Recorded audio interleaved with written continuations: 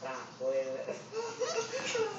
Então, você não sabe quem é. Vocês ficam me chamando assim pra mostrar uma coisa. Será que você gosta? Não, isso aí é tudo certo. Que nem o seu Meiota. Você lembra do seu Meiota? Que vivia na saída da escola me chamando pra fazer uma coisinha na casa dele. Eu ia?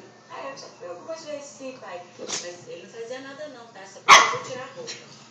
Tu tirava? Tirava, qual o problema? Ele não pagava, tá? Pai, eu parei de de tudo aos 10 anos. Nisso tu puxou a mim. Então, tá explicado, o seu Meiota que funciona, sacanagem.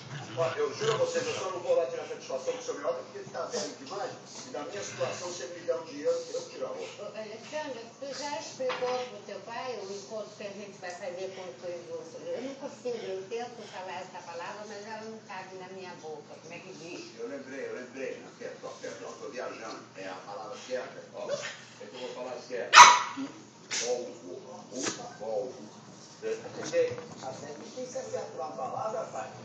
Se te explicar uma coisa, meu partido está fraquíssimo.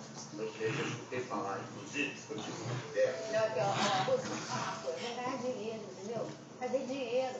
A gente tem de hoje a domingo, porque o disco voador vai pousar é no domingo. Eu tô preparado para uma maratona.